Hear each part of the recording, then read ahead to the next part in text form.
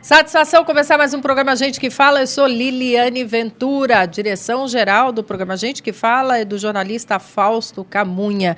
E você está conosco simultaneamente de meio-dia a 1h pela Rádio Trianon, 740 AM de São Paulo, a Universal 810 AM de Santos, pela tvetica.com.br e tvexito.com.br. Lembrando que você pode assistir a esse programa aqui às 18h10, né, no início da sua noite, às 6h10 da manhã. Mas, se você não tiver esse horário aí disponível, fica preocupado não. Quero te fazer um convite. Baixe o aplicativo da TV Êxito de graça para você, viu? Qualquer que seja a plataforma, você pode e deve baixar o aplicativo da TV Êxito, que está aqui, ó. Já memorizou aí? De graça.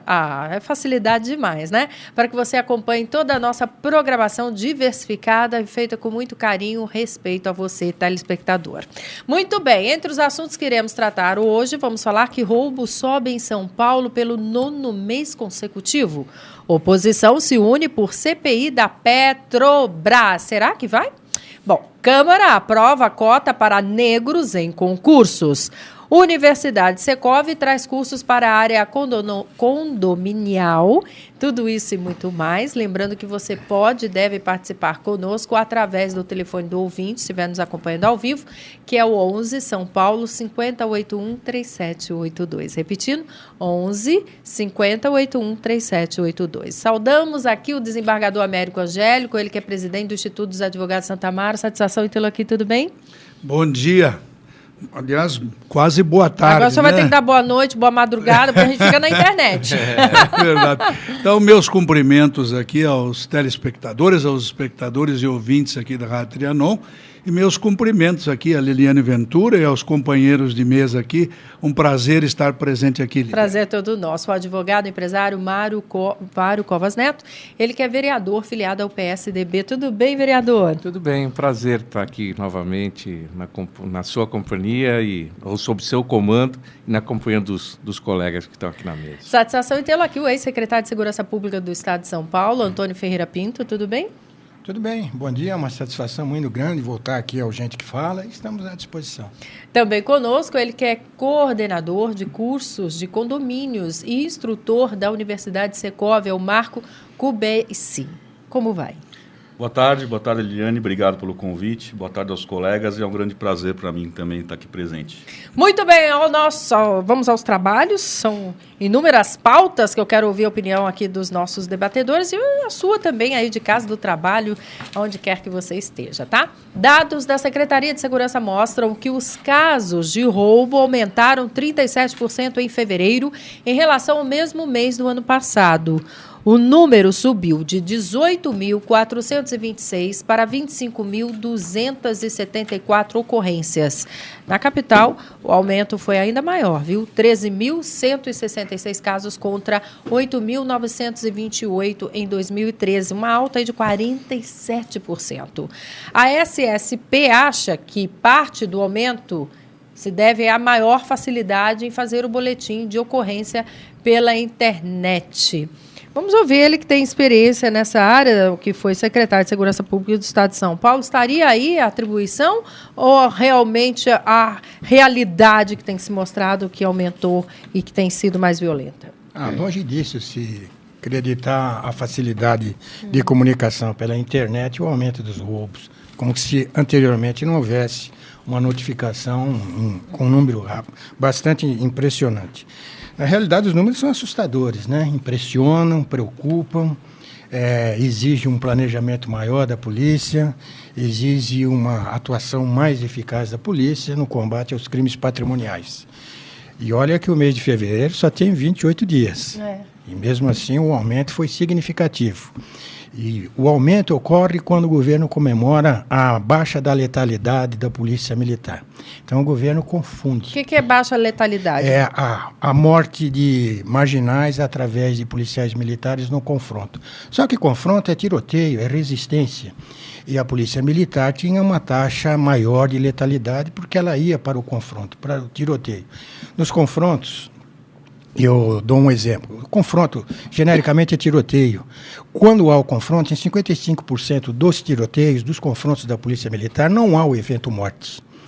O marginal ou é preso ou foge, como ocorreu nessa tentativa de assalto ao filho do governador. Houve troca de tiro e os 4 marginais fugiram, se evadiram. Nos 45% que resulta o evento morte, pelo menos um marginal é pego com vida. Então, vê claramente que aquilo foi uma decorrência do enfrentamento, porque senão não iria prender aquela testemunha que é mais desfavorável à ação policial, os modos em que ela ocorreu. Então, nós reduzimos aí para 12% em que há o evento morte de todos os confrontantes com a Polícia Militar. Longe disso significar execução.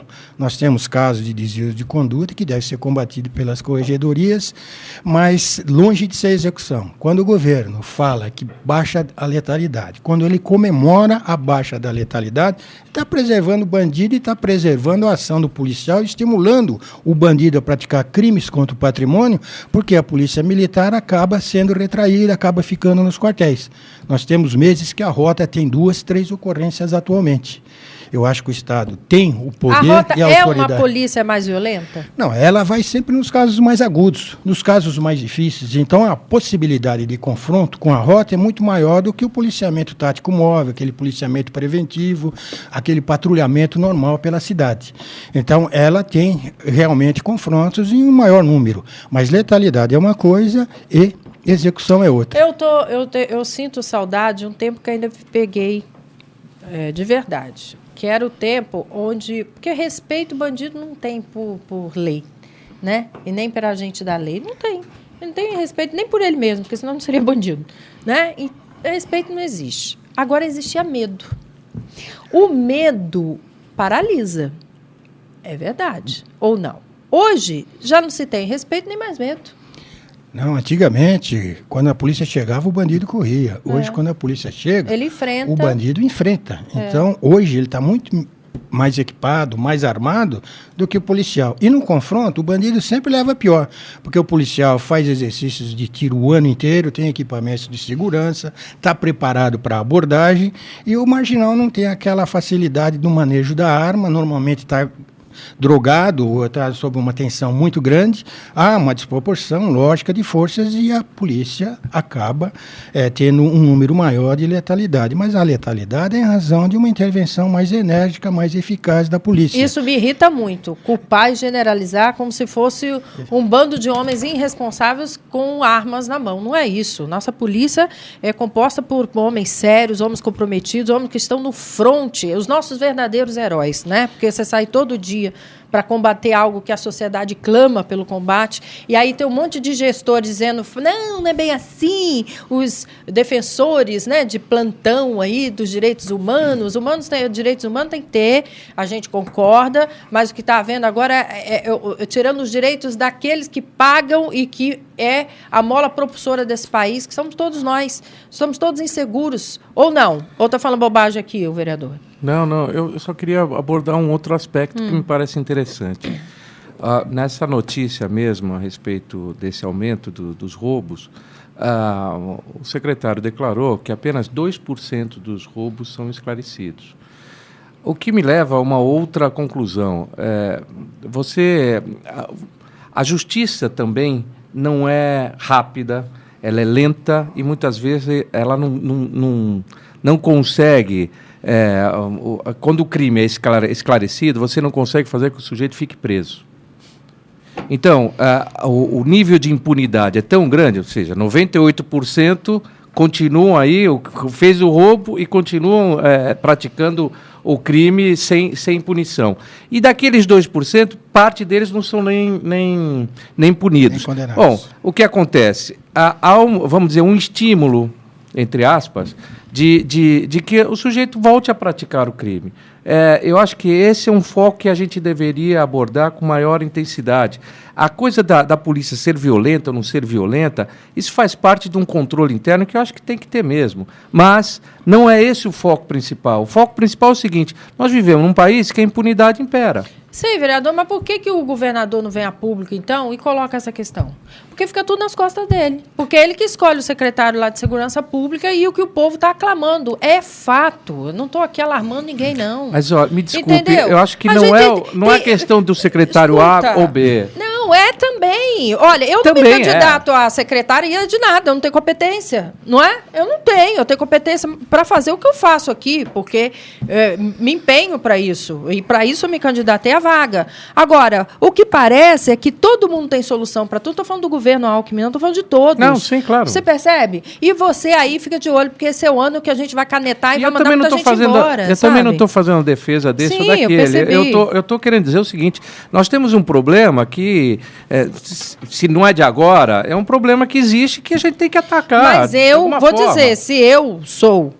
da linha de fronte lá, da assinatura dos papéis, eu iria para frente com esse argumento. Escuta, porque também deve ser uma frustração tremenda você cumprir com o seu dever e chegar lá na ponta, alguém falhar. Não tenha dúvida. Ou não, desembargador Américo? Vamos lá, seu comentário. Eu acho até que o buraco é mais embaixo. Eu acho que a sociedade, do ponto de vista das autoridades judiciárias, nós podemos pegar a magistratura, por exemplo, o Poder Judiciário, o sistema penitenciário, o sistema policial, esse aparato todo como um todo, eu vou dizer nós porque nós somos parte da sociedade, nós nos esquecemos de uma coisa muito importante.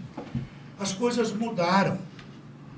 E nós não mudamos a nossa filosofia. O que aconteceu?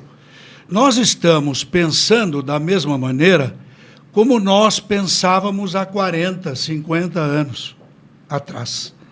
O que acontece hoje, com essa evolução tecnológica, especialmente no campo da informática, começa que o próprio cidadão,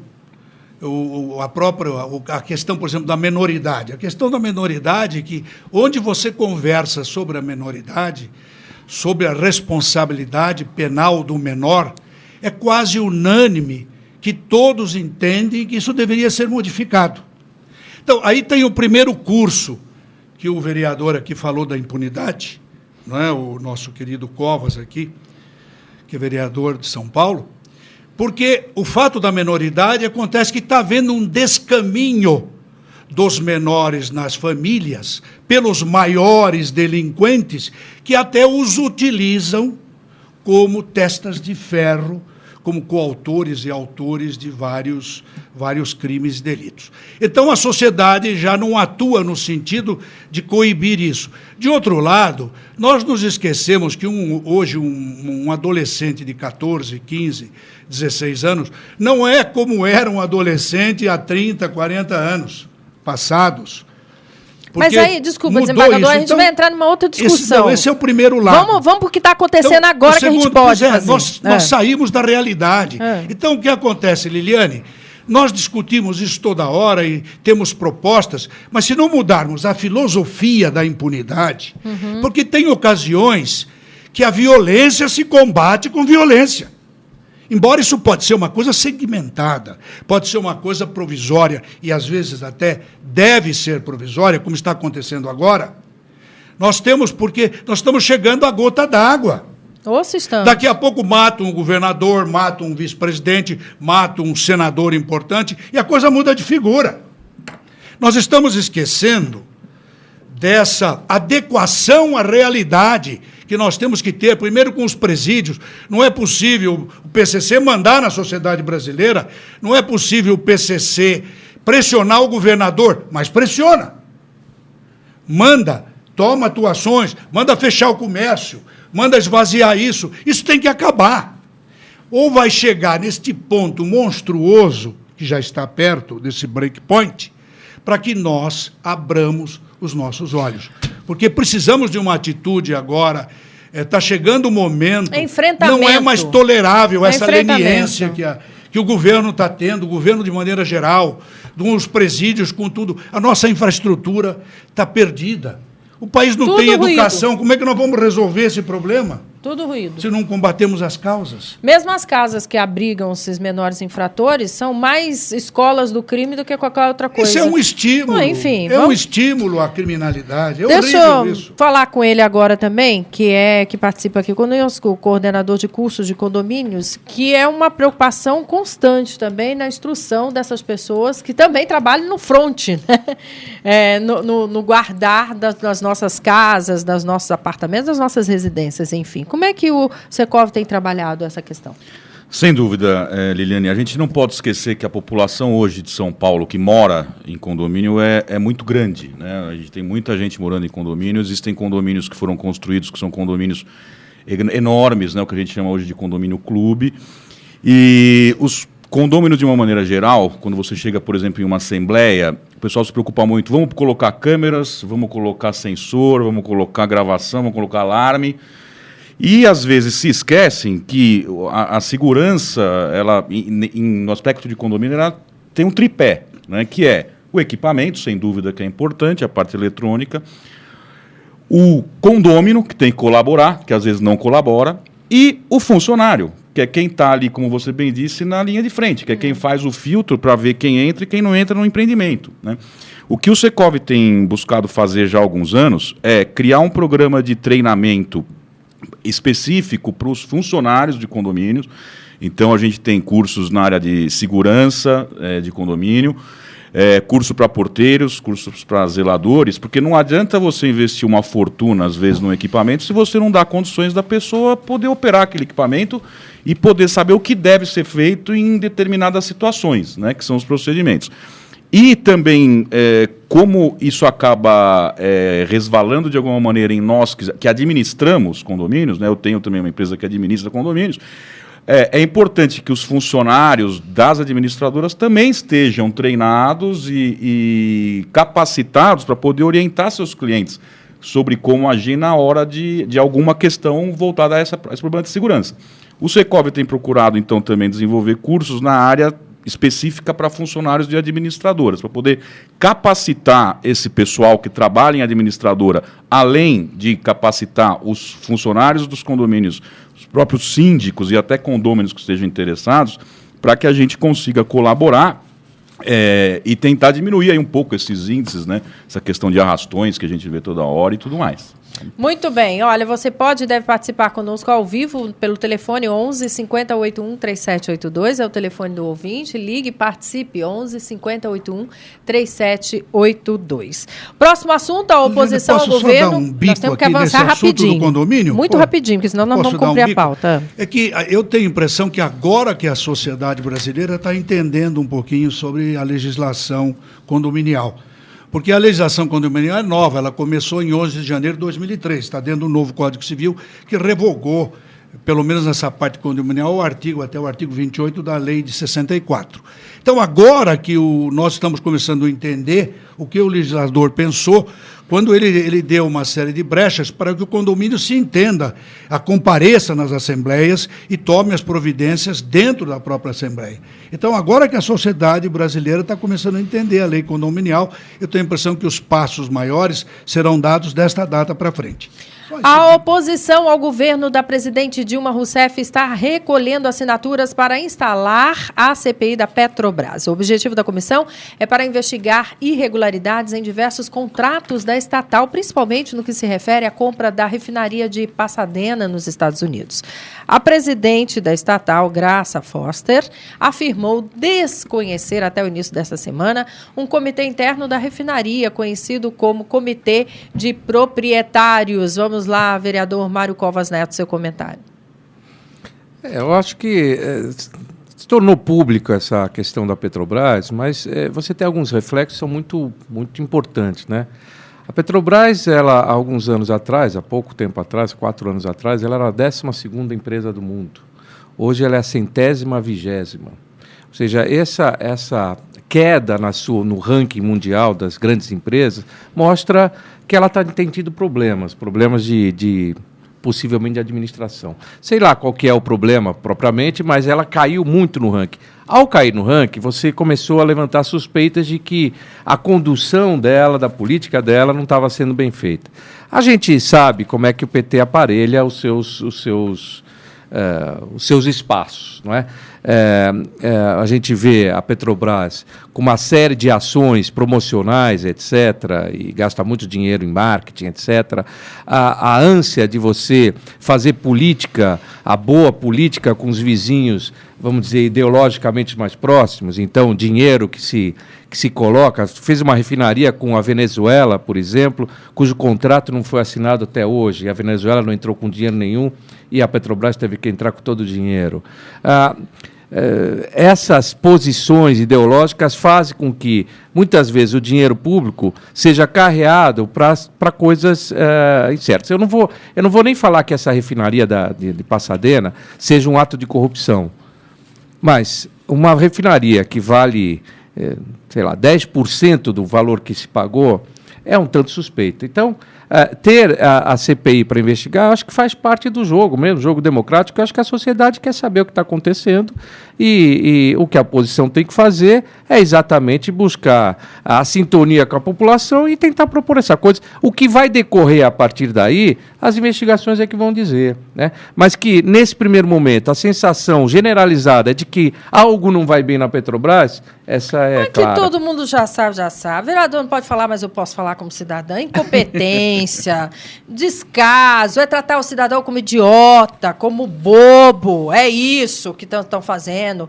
À época, a nossa presidente da República lá tinha que ter feito o exercício de casa e agora vem dizer que não sabia. Aliás, é algo comum à cadeira da presidência da República, né? Dizer que não sabe das coisas. Eu vou passar a palavra aqui, porque senão eu vou falar mais...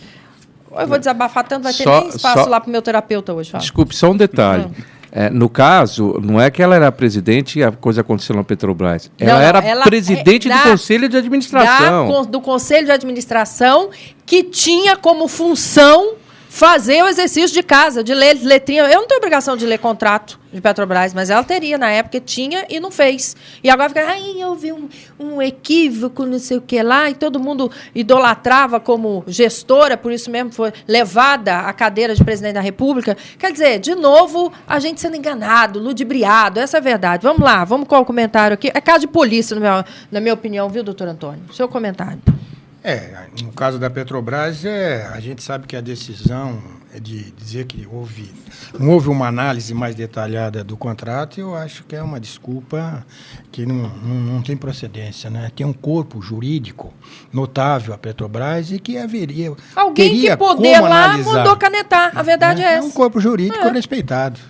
E aí, quando manda, o outro obedece, né? Não é assim que é o nosso coordenador de curso de condomínios aqui, o Marcos Gubiesi. Olha, Liliane, a gente pode até responder isso com uma pergunta simples. Se uma situação dessas que aconteceu com a refinaria de Pasadena aconteceria numa empresa privada, se alguém já ouviu falar em alguma vez, em algum caso, de uma empresa privada que comprou uma outra empresa que vale 5% ou 10%, não me recordo qual valor, menos do que de fato vale. Eu nunca ouvi falar numa situação dessa. Ainda que aconteça, se acontecer, está todo mundo demitido. Na rua, na hora, né? Agora, isso também volta um pouco naquilo que o desembargador falou, que é a questão da impunidade, né? Onde é que isso vai terminar? Falo isso como cidadão, né? A gente paga imposto, que nem você diz, a gente vive esse problema. Agora, como é que esse negócio vai terminar, né? Alguém, de fato, vai ser responsabilizado e pagar efetivamente por isso? Ou vamos ver aí alguma coisa que aconteceu com o próprio caso do mensalão? E não vai terminar nem em pizza, vai terminar em lixo, porque não dá nem para dizer outra coisa. Vamos lá, desembargador. Quem sabe eles fazem uma vaquinha para pagar esse prejuízo. Eu acho isso indesculpável, né? Agora, o que machuca mais ainda é que nós temos uma pseudodemocracia. Para mim, nós já estamos quase que numa autocracia. Porque o governo faz coisas deste talante que é inimaginável, indesculpável, pelo montante, pelo tipo, Petrobras, etc., e nós não tomamos conhecimento. Nós só sabemos depois, porque o fato deu-se em 2006. Nós estamos em 2014, faz 7, 8 anos. E o governo vem jogando, porque, na verdade, o governo é o mesmo. A chefe da Casa Civil é hoje a presidenta da República. Quer dizer, está na mesma raiz, está na mesma filosofia de governo. O que acontece? Isso não é democracia, porque a democracia ela trabalha através da eletividade. Ou seja, a sociedade tinha que ter um retorno, um conhecimento desses atos governamentais. E o governo vem com aquela mesma raiz. Eu não sabia, eu não sei, o documento era falso. Quer dizer, é a impunidade política, administrativa, que também crassa no Brasil. Olha, eu acho horrível tudo isso, porque não é só aqui, você vai para a Colômbia, a mesma coisa, você vai para Cuba, é a mesma coisa. E esses 30 milhões de brasileiros que saíram da miséria, eu gostaria de encontrá-los. Juro como eu gostaria de encontrá-los. Porque eu vejo mais pedintes nos semáforos, eu vejo mais indigentes, eu vejo mais movimentos de excluídos, eu vejo a educação, a saúde num caos tremendo do Brasil. O que houve, minha gente, é que nós temos hoje financiamentos. Não vamos confundir financiamentos com realmente pessoas que saíram da miséria. A questão não é esta. Eu acho que o número de excluídos no Brasil aumentou. Eu não estou favorável a esta campanha que fazem.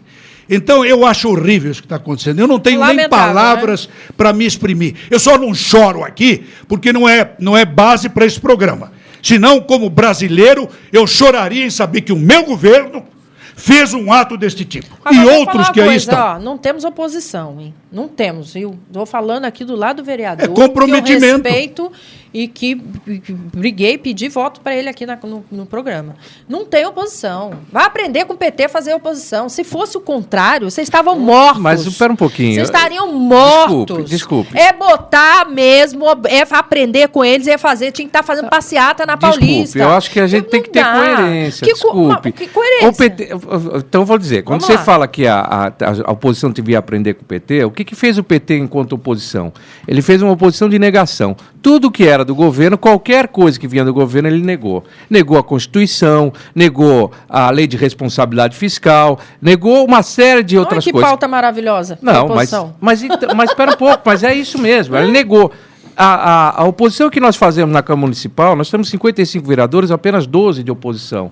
A oposição que nós fazemos não é assim, é uma oposição propositiva. O que a gente chama de propositiva? Aquilo que o governo propõe, que a gente entende que é benéfico, a gente apoia. Não, mas isso é uma política. Mas essa é a nossa função. Mas a gente não deixa de ser oposição. Ser oposição não é ser contra o governo o tempo inteiro, é você ser a favor da sociedade. Não, mas ser oposição é mostrar à sociedade que o governo está andando na contramão. O que a Eliane está dizendo é um ato mais corajoso, mas Brasília, da oposição, mais solerte, não é um ato forte. Mas não é um ato corajoso propor uma CPI? Não, o ato corajoso é fazer o dever de casa igual fazia o PT. O PT, nesse momento, todas as redações, todas no Brasil e do exterior, já teriam lá uma lauda, 2, 3 páginas para você não fugir de uma matéria. Você percebe a diferença? Eles atuavam, não é à toa que todas as redações tinham petistas, gente. É verdade. Tem petistas, percebe? Liliane, para de falar mal do PT, não. Estou falando mal do governo. Esse governo que está lá para dirigir a nossa vida. Se fosse PSDB, eu ia falar mal do PSDB também, mas é o PT que está lá. Ou não? Aqui em São Paulo a mesma coisa. Elegeu-se um prefeito que disse que ia fazer um monte de coisa, porque era amigo da presidente. Ele foi matéria de campanha, entendeu? Inclusive dos incentivos fiscais, que diminuiriam os juros. E o que aconteceu? Absolutamente nada. Então não fica falando pataquada no ouvido da gente. Porque a gente cobra. Vamos lá, para atender... O senhor está assustado comigo, né, doutor? Não. Olha, eu quero convidar você para fazer parte da oposição. Tô lá. E eu não vou levantar a bandeira de partido, vou levantar a bandeira de mau gestor. Mau gestor tem que estar fora, ou não. Tá certo, tô brincando. Bom, vamos lá. Não, tá brincando? Não, pode me convidar que eu vou. Brincando. Para atender um segmento cada vez maior, a Universidade Secov lançou 5 cursos de capacitação para profissionais de condomínios. Os programas atendem zeladores, porteiros, auxiliares e gerentes condominiais, com treinamentos que vão desde segurança e portaria até administração condominial e organização de assembleias gerais. Nós já demos uma pincelada e agora eu gostaria de dizer quem é que pode se candidatar a participar desses cursos. Ele precisa ter a orientação ou vir de alguma empresa, ou ele, de próprio punho, pode chegar lá e presencialmente dizer, eu quero fazer parte dessa faculdade. Não, qualquer pessoa pode participar, Liliane. O que acontece é que as empresas associadas ao Secov ou mesmo os condomínios têm um valor um pouco menor, né, por ser associado, e os próximos cursos que vão ter, se me permitir só falar, que até tem um pouco a ver com o assunto que a gente estava falando, voltados para funcionários de condomínios, técnicas de controle de acesso em portarias, né, que é para a pessoa aprender como faz a triagem e tudo mais.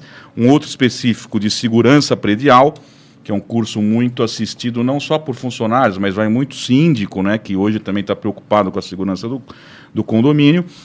E aí, mais 2 cursos mais voltados para funcionários de administradoras, que são o curso de noções de direito para administradores sem formação jurídica, um parênteses, né, até porque temos advogados presentes. O que acontece? O condomínio está envolto no emaranhado de leis, aliás, como o Brasil inteiro, né? E você não precisa ser advogado para administrar condomínio, mas alguma coisa você precisa saber. Tem que ter noção. Porque senão você vai se embananar. Né? Então a gente montou esse curso pensando nisso. Aquele gerente de condomínio, por exemplo, que não fez direito, né, não estudou direito, mas ele precisa ter algumas noções de direito constitucional, né, de direito civil, direito do consumidor. Foi um curso montado com essa... Deixa eu te perguntar uma coisa que você talvez saiba me informar e possa me informar. Muitos condomínios estão adotando a terceirização para a contratação dos seus funcionários. Correto. Né? Sabido por todos. Porteiro, zelador, enfim. Esse pessoal tem que ter esse treinamento ou não necessariamente? Obrigatoriamente não, mas deve ter. É um absurdo. Né? Porque não é lei que tenha. A única categoria que exige um treinamento é a categoria de vigilante, né? Que são aqueles profissionais que geralmente ficam fora dos prédios, no entorno. Com um ombrelone, naquele guarda-chuvão. Os vigilantes têm um treinamento que é regulamentado pela Polícia Federal. Os porteiros não existe exigência que tenha o treinamento. Só que vereador, pensa nisso. Talvez seja uma coisa interessante. Porque você depois exigir de um cidadão que está ali, se candidatou, e não teve o respaldo da formação, é desumano. Sim, sim. Né? E hoje a gente tem que lembrar que a dificuldade de mão de obra já é muito grande, né? Os salários que se paga não são também tão altos. Se você junta tudo isso e uma pessoa ainda despreparada fica... descontentamento e despreparo fica complicado. Vamos dar um endereço aí, então, para que as pessoas que se interessem, né? Só em São Paulo que acontece? Em São Paulo, mas alguns têm transmissão simultânea. Oba. Então, tem alguns cursos que pessoas de outro estado podem acompanhar online. Isso é online. Na Avenida Brigadeiro Luiz Antônio 2344. Esse endereço é da Universidade Secov, que é um braço do Secov voltado para a área de treinamento. Quanto tempo de aula?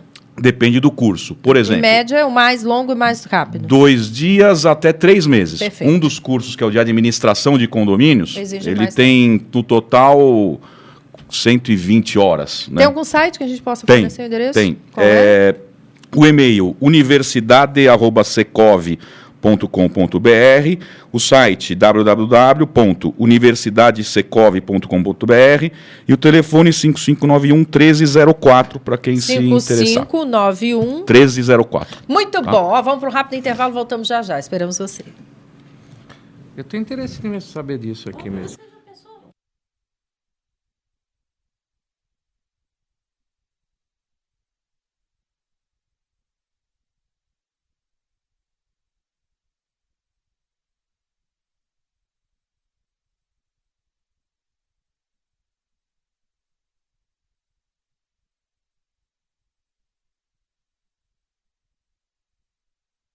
Ele dá voz ao setor que mais cresce no Brasil. Muito importante o povo nas ruas. Eu te espero aqui, no Observatório do Terceiro Setor.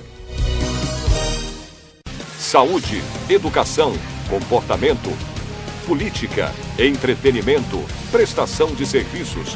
cidades, segurança e meio ambiente, você tem aqui na TV Êxito um jeito novo de ver TV.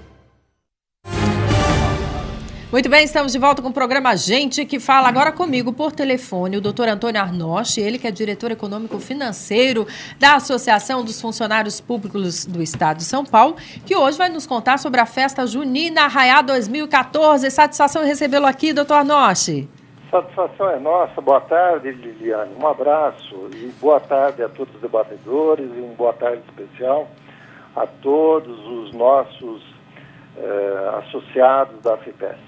Muito bem, doutor Arnosch, a festa junina da FEPESP sempre trouxe aí boas expectativas e alegrias aos associados. E vamos já contar para o pessoal quando vai ser a próxima edição do Arraiá 2014?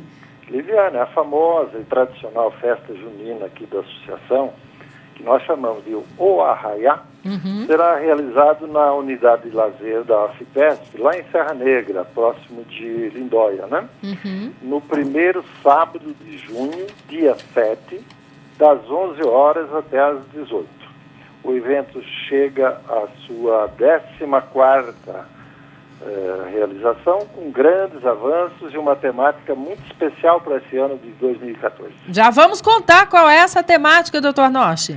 Olha, os avanços abrangem toda a estrutura e atrações do evento, que hoje comporta, com total segurança, uma festa para mais de 4.000 pessoas. Nossa. O tema do Arraiá 2014 é futebol, em decorrência da Copa que vai acontecer aqui no nosso amado país. E quais são os serviços aí oferecidos no dia da festa? Durante todo o dia serão oferecidos diversos serviços, todos eles voltados para o entretenimento e a alimentação, né? São atividades como brincadeiras, jogos e vários espaços de recreação. E teremos, né, deliciosas comidas, bebidas típicas da festa junina, cachorro-quente, pastel, pipoca, quentão, e entre todas aquelas já conhecidas. Doutor Arnosch, uma covardia falar dessas delícias na hora do almoço aqui, hein? É verdade, concordo com você. Doutor Arnosch, eu queria dar mais destaques aí às atrações da festa junina. Olha, o associado da FEPESP usufrui de um dia com show de bandas ao vivo e também as tradicionais e divertidas danças caipiras, com a presença de dançarinos e equipe de entretenimento, todos devidamente caracterizados e em clima de grande festa da Copa do Mundo. Ô, doutor Arnosch, então vamos contar aí para o pessoal, porque me parece que os preparativos já começaram para a grande festa. Ô, Liliane, o evento já começou aqui na FEPESP. O que nos resta nos próximos meses, 2 na verdade, né, é acertar os detalhes para que em mais um ano a festa seja um sucesso e proporcione um dia de muita diversão e bons momentos para a família de nossos associados. Então, doutor Arnosch, só me permita contar, porque um passarinho me contou, e eu preciso divulgar aqui, se o senhor permitir, que tem até entre os prêmios um carro 0 quilômetro? É um grande carro. Olha só, já contei. Já contou, né? É um up. É a novidade aí da Volkswagen. Vai estar lá para sortear. Exatamente. Muito bom, doutor Arnosch. Muito obrigado pela sua participação e, sobretudo, pela ótima notícia que o senhor nos deu. Um abraço. Obrigado você. Boa tarde. Boa tarde. Gente, a Câmara dos Deputados aprovou o projeto de lei que reserva 20% das vagas em concursos públicos a candidatos negros que assim se declararem na inscrição. A votação dividiu opiniões no plenário. Para a deputada Benedita da Silva, este é um modo de compensar a falta de oportunidades para os negros.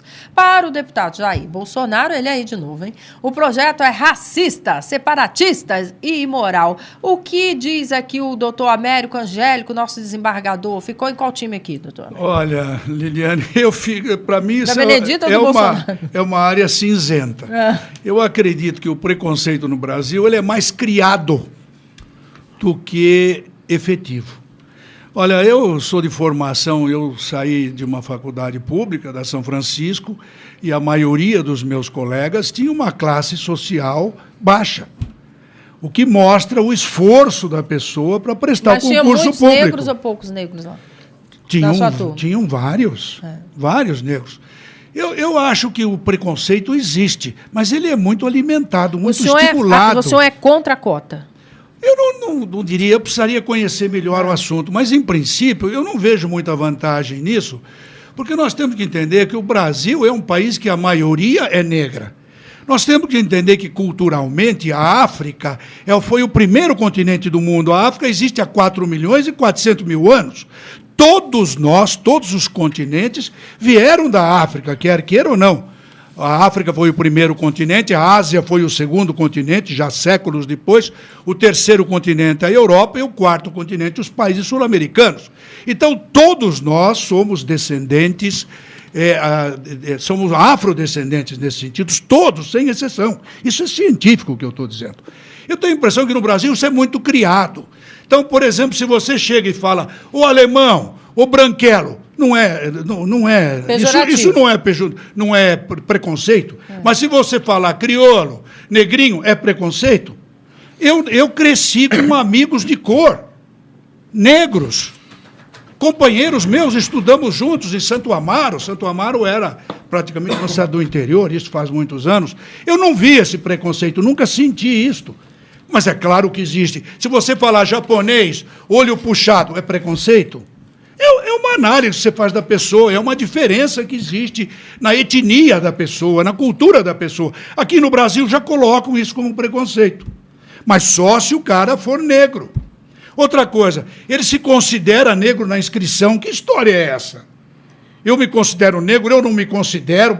Isso não existe. Eu acho que no Brasil, se nós pararmos com esse negócio de preconceito e olharmos que a maioria de nós brasileiros é negra, é afrodescendente, como quase todos nós somos, nós acabamos com isso. Agora, não adianta você também abrir uma cota se as pessoas que se inscrevem não têm capacidade para aquilo, porque é um concurso. Então, é um assunto muito discutível. Eu acredito que nós alimentamos negativamente esta área. Eu sinto assim, porque eu tive amigos, eu cresci com eles, eu nunca senti isso, Liliane. Eu estou falando de mim. Muito bem, um depoimento pessoal, né? Vamos lá, do vereador Covas. Eu sou absolutamente contra. Eu acho que... As cotas. Cotas, do ponto de vista de relação de raça. Uhum. Porque eu acho que você podia ter cota para aquele que veio de escola pública, por exemplo. Isso. Você podia ter cota para aquele que tem menos condições financeiras de ter estudado numa escola particular e de melhor.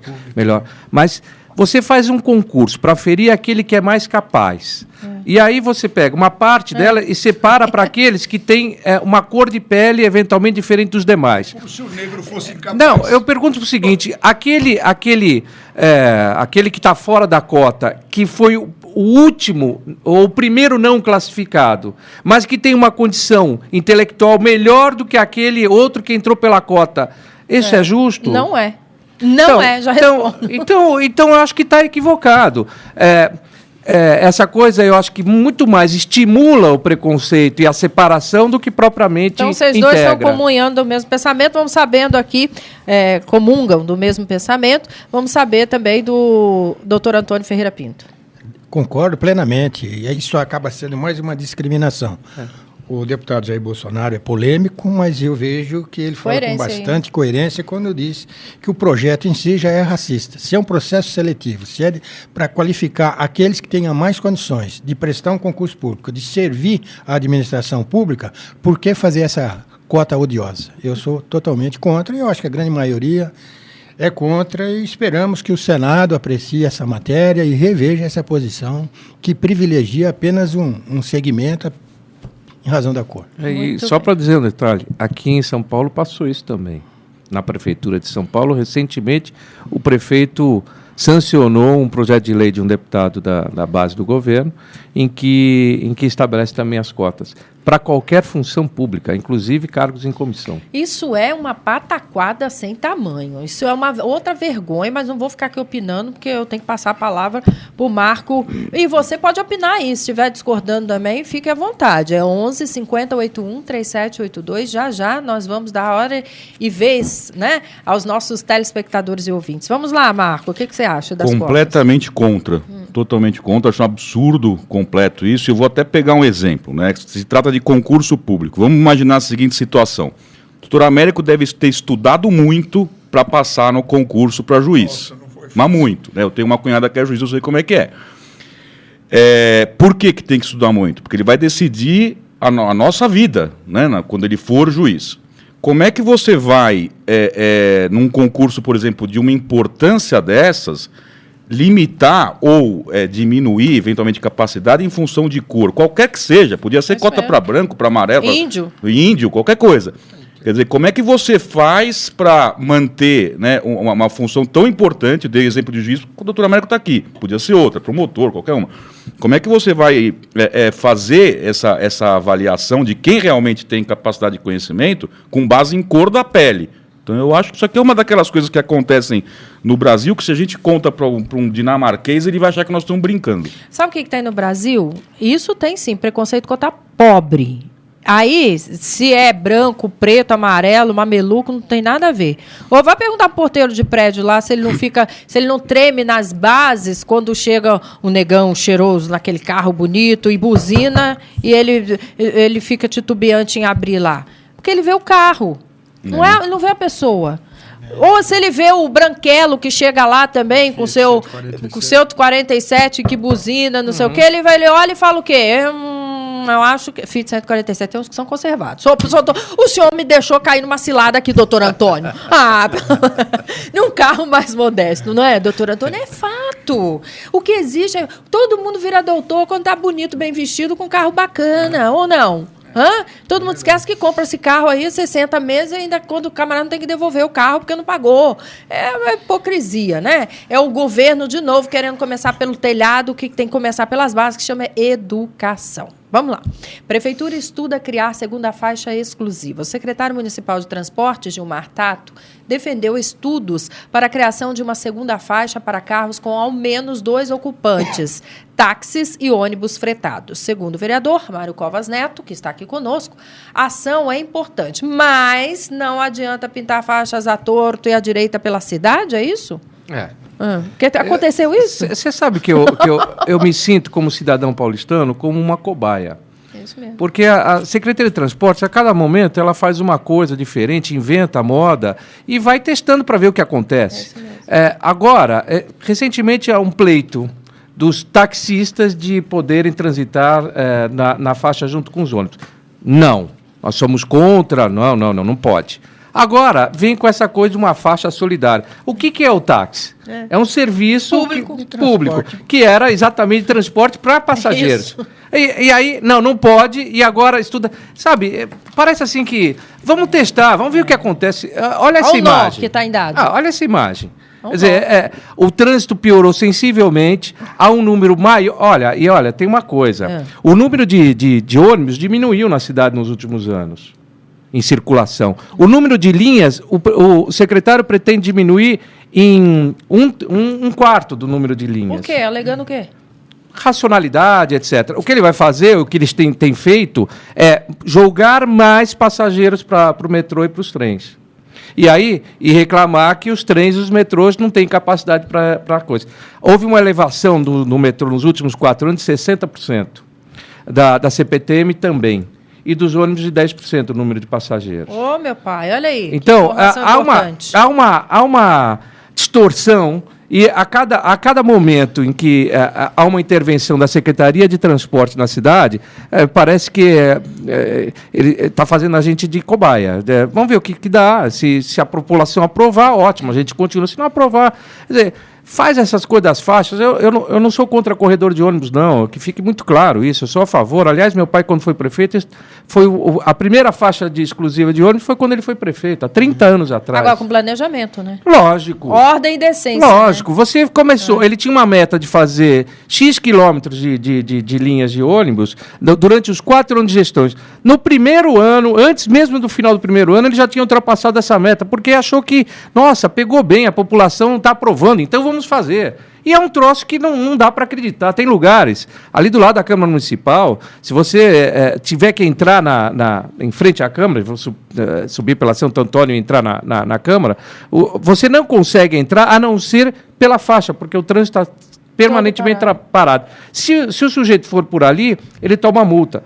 Aumentou 130% o número... Autonomista, mesma coisa. Aumentou 130% o número de multas sobre infração de faixa de ônibus. Então, precisa ver se isso também não é uma forma de você aumentar a arrecadação de forma indireta da prefeitura. Fechatório, hein?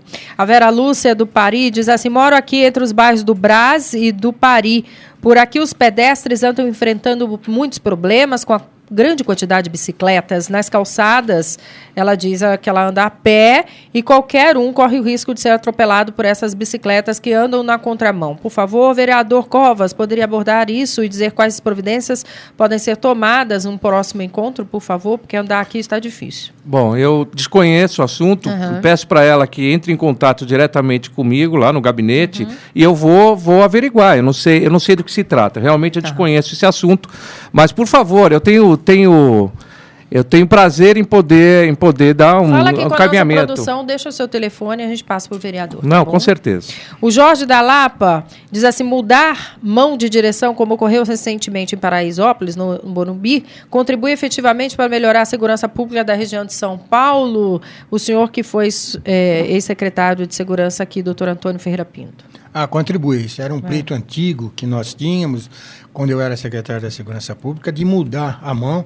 Também era um pleito da sociedade local, das associações de bairro, para que houvesse a mudança de rua, e nós encontrávamos uma resistência muito grande da CET.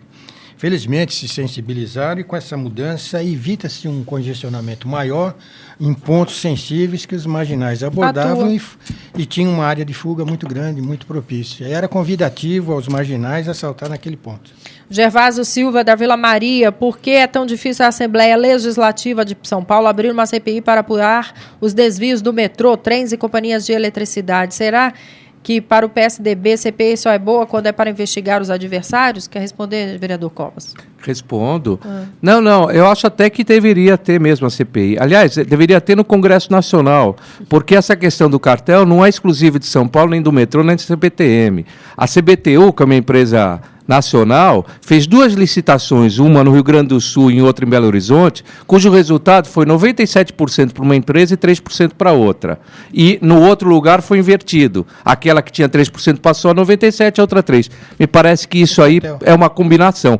Veja, e é importante que as pessoas saibam de uma coisa: cartel é um conluio entre empresas. Ela não precisa do agente público. Ela, entre as empresas, combina um preço exatamente para fraudar o poder público.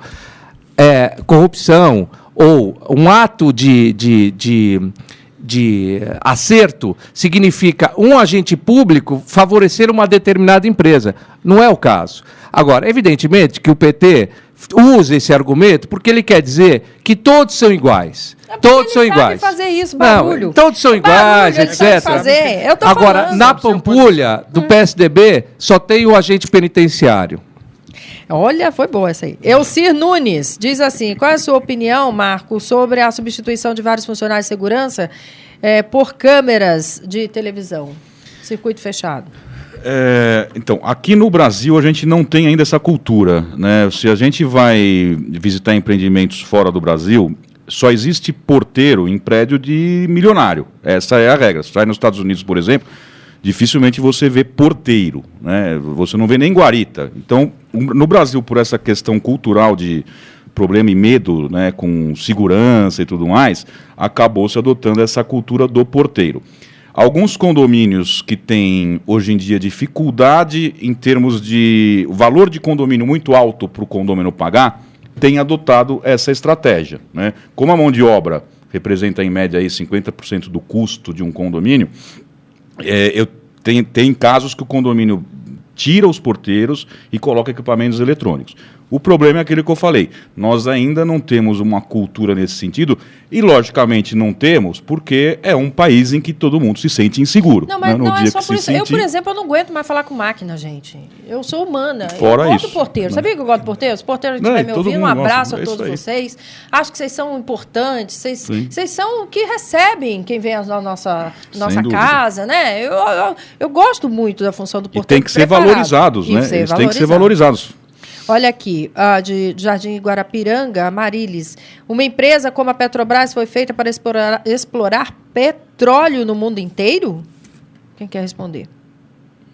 Porque ela se refere à compra da refinaria, né? Por que tem que sair daqui e sair comprar a refinaria? Uma empresa que era a 12ª no mundo, evidentemente... Podia fazer eu acho que hoje ela tem... Multinacional. O mundo modificou. Eu não vejo nenhum problema disso, desde que o resultado seja um lucro para a empresa e não prejuízo para ela. O Fábio Martins da Bela Vista, me desculpe, meu caro vereador Covas, mas hoje não existe oposição. Que oposição? Está tudo muito junto, misturado.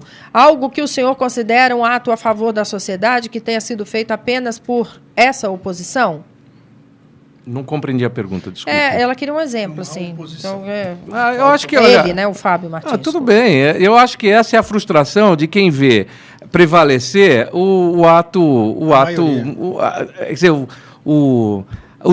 a desfeita que tem sido o governo do PT ao longo desses últimos tempos. Eu entendo isso, compreendo. Eles cobram da gente uma posição mais efetiva, mais forte e tal. Eu compreendo, sou solidário. Mas, olha, a gente faz aquilo que é possível. Se vocês tiverem uma outra ideia de tipo de oposição que a gente possa fazer, por favor, eu estou aberto. Agora, eu não quero ser incoerente. Eu não quero ser na oposição...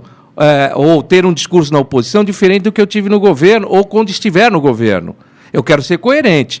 Para ser oposição simplesmente para negar, eu acho que isso não é o que o eleitor, pelo menos aquele que me elegeu, espera que eu faça. A Jacira de Perdizes, sou contra cotas para negros, deveria existir cota para pobre, isso sim. Afinal, cor não determina a capacidade de ninguém. E me vem na cabeça uma famosa pergunta. Se o filho estivesse muito doente, levaria ele para um médico cotista? Boa pergunta, gostei, viu? O povo é inteligente, o povo sabe das coisas. O Carlos Sampaio, Jardim Japão. O que pode acontecer com o procurador-geral que é acusado de atuação política em favor do governador? Pode acontecer o que acontece com todo mundo, ser sujeito à punição, né? Ninguém é intocável. É por isso que a gente está de olho em tudo. Não é isso, desembargador? Exatamente. Não tem esse protecionismo, né? Exatamente. Está todo mundo de olho. Pelo menos no conceito. Gostei. Respondeu. O Mário Campos, de Perus. Conforme li hoje, a Petrobras sabia que o caso antigo de Passadena, a presidente da estatal, não? Como assim, hein? A Petrobras já foi orgulho desta nação, agora está afundando na lama podre da corrupção. O que fazer? Você pergunta aqui. Pensa aí na hora de votar, né? Pensa aí na hora de votar. Tem que pensar e mandar embora mesmo. O Cícero de Itapevi, sobre a possível CPI da Petrobras. Não.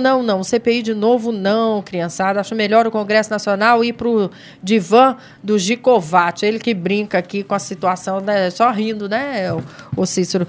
Obrigada a todos vocês que estiveram conosco. Mais uma vez, o endereço lá para quem quiser se inscrever no curso do Secov, Marco, vamos fornecer? É o www.universidadesecov.com.br 5591-1304. Muito obrigada, doutor Antônio Ferreira Pinto, que esteve conosco. Muito obrigado, foi uma honra participar uma vez mais desse programa. Muito obrigada também ao nosso vereador Mário Covas Neto. Um abraço. Eu é que agradeço, é sempre um prazer estar aqui e toda vez com convidados muito simpáticos que me ajudam a entender melhor as coisas. O nosso mestre desembargador Américo Angélico, nosso carinho, muito obrigada. Muito obrigado, um prazer enorme estar aqui, Liliane, até breve, um abraço a todos. Muito bom, e a você que esteve conosco, nosso carinho, nosso beijinho. Esse programa reprisa às 18h10 da tarde, lembrando que fica à sua disposição também na tvexito.com.br, tvetica.com.br, no site do gentequefala.com.br. Esperamos você a qualquer hora do dia, da noite, da madrugada. Gente que Fala tem a direção geral, jornalista Fausto Camunho. Um beijo a todos e até o próximo programa. Tchau.